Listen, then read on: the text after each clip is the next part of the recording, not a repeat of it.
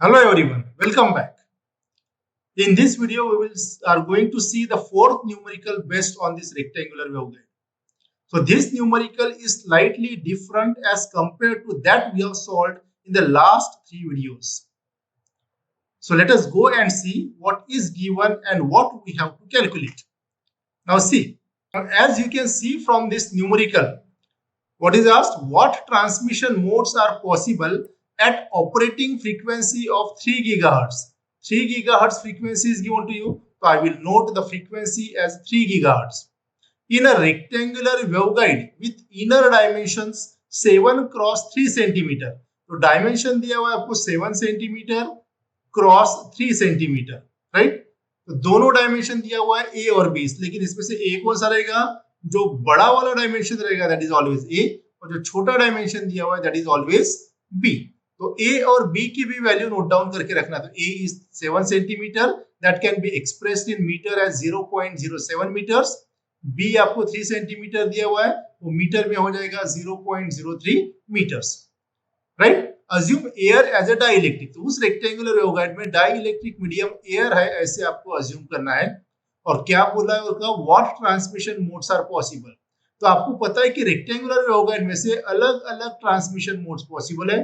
एक तो 0-1 mode travel कर सकता है, या TE10 मोड है हमारे पास, या TE11 मोड, या TE02 मोड लाइक दिस 02, या TE20 modes, या TE22 modes. There are so many infinite number of modes. ठीक है, you can assume. लेकिन इतने मोड में से कौन से मोड पॉसिबल है इस रेक्टेंगुलर वेवगाइड में से, यानी कौन से मोड्स आपके प्रोपोगेट करेंगे इस रेक्टेंगुलर वेवगाइड से, वो आपको निकालना है. आपको हमेशा ध्यान में रखना है कि आपको पता है कि किसी भी रेक्टेंगुलर वेवगाइड की एक कट ऑफ फ्रीक्वेंसी रहती है, राइट? कट ऑफ फ्रीक्वेंसी किसके ऊपर डिपेंड करता है? डायमेंशंस और मोड्स के ऊपर. उसका फॉर्मूला क्या है हमारे पास? C divided by 2 into under root of m by a whole square plus n by b whole square. ये कट ऑफ फ्रीक्वेंसी है.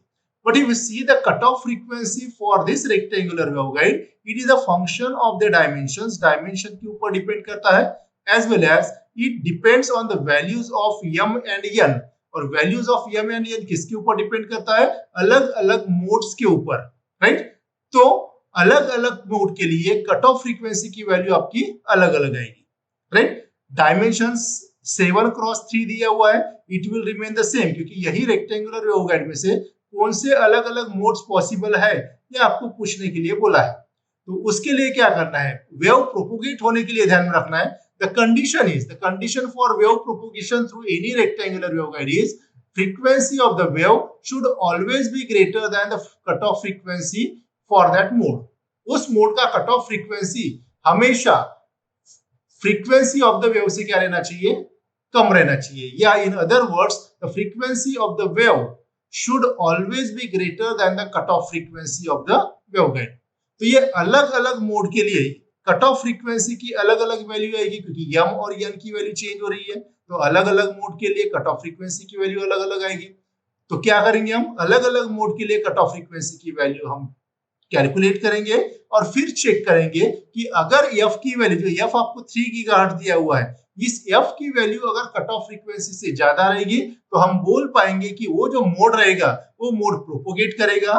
या अगर fc की वैल्यू अगर कम रहेगी गिवन f से, तो हम बोलेंगे कि वो मोड प्रोपोगेट नहीं होगा. This is so simple. So this is the condition for wave propagation. ध्यान रखना है, f should be greater than fc.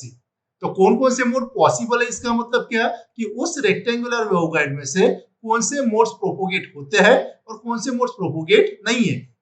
Possible modes यानी क्या है? जो प्रोपोगेट होंगे उसको बोलेंगे वो पॉसिबल मोड्स है, और जो प्रोपोगेट नहीं होंगे उसको बोलेंगे कि वो मोड्स पॉसिबल नहीं. तो दिस इज सो सिंपल. तो इसके लिए हमको कट ऑफ फ्रीक्वेंसी निकालना पड़ेगा.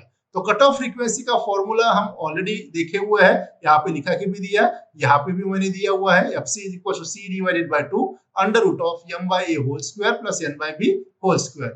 And for wave to propagate through the rectangular waveguide, ये कंडीशन अभी मैंने आप लोगों को बताया था कि f should always be greater than the cutoff frequency for particular mode, right? Now एक एक मोड हम कंसीडर करते हैं और उस मोड के लिए पहले कट ऑफ फ्रीक्वेंसी की वैल्यू हम कैलकुलेट करते हैं।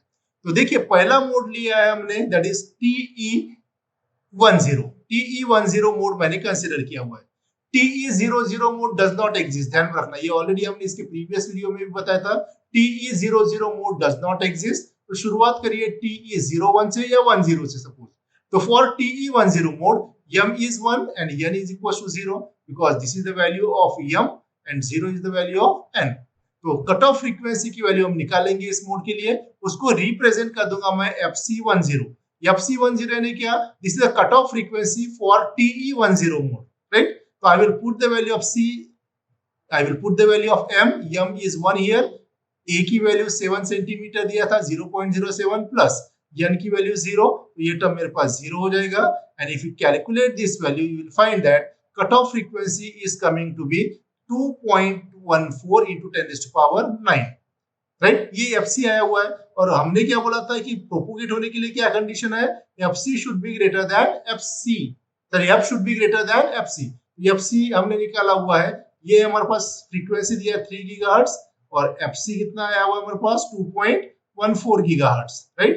इसका मतलब the wave frequency of the wave is greater as compared to the cutoff frequency of the waveguide for TE10 mode. So that's why you can say that the wave will propagate or the mode will propagate. ये TE10 mode क्या करेगा, propagate करेगा as F is greater than FC10। Same is the case for the other modes also। दूसरा mode लिया है हमने 01 mode. तो for TE01 mode m is 0 now, n is 1। तो m की वैल्यू 0, n की वैल्यू 1। इस कट ऑफ फ्रीक्वेंसी के फॉर्मूले हमने यहाँ पे रख दिया है, right. And you will find that the FC01 will be 5 into 10⁹9। Now if you see here the condition is f now becomes less than FC now, right। f is 3 gigahertz दिया हुआ है और FC आया हमारे पास 5 gigahertz आया हुआ है, right. Now f is less than FC, so therefore हमारी कंडीशन क्या है, f should be greater than FC for the wave to propagate। लेकिन अभी कंडीशन क्या हुआ है हमारे पास उल्टा, इसका मतलब TE01 mode will not propagate। तो as f is less than FC, right, TE01 mode will not propagate, यानी ये मोड हमारे पास पॉसिबल नहीं है, right. The next we will check for TE11 mode, right। तो m की वैल्यू 1, n की value 0, cut off frequency का formula, इस फॉर्मूले में आप वैल्यूज रख दीजिए a और b और m और n की, and you will find that FC11 is now 5.44 into 10⁹9 hertz। So also here in this case this FC is greater than F, लेकिन प्रोपोगेशन के लिए क्या कंडीशन है, FC should be greater than FC। तो as FC is greater than F, TE11 mode will not propagate। तो ऐसे एक एक मोड्स के लिए आपको चेक करना है। कितने मोड चेक करोगे, एक 3-4 मोड लेना है और उसको चेक करना है। You can also go for TE02 mode या TE20 मोड या TE22 मोड। ऐसे आप अलग अलग मोड्स के लिए फिर से आप कट ऑफ फ्रीक्वेंसी की वैल्यू निकाल के देख सकते हैं और उस केस में कौन सा मोड प्रोपोगेट होगा या नहीं होगा ये डिसाइड कर सकते हैं। The only condition should be F should be greater than FC। मैं बार बार बता रहा हूं क्योंकि ये आपका कंडीशन याद हो जाना चाहिए। तो होप आप लोगों को ये न्यूमेरिकल समझ में आया होगा कि किस तरह से कौन कौन से मोड्स प्रोपोगेट हो सकते हैं through a particular rectangular waveguide, ये निकालने का आपका तरीका है, राइट। तो ये सेकंड टाइप का न्यूमेरिकल है जो जनरली यूनिवर्सिटी एग्जामिनेशन में पूछा जाता है। So friends, that's all for this video. Thank you very much.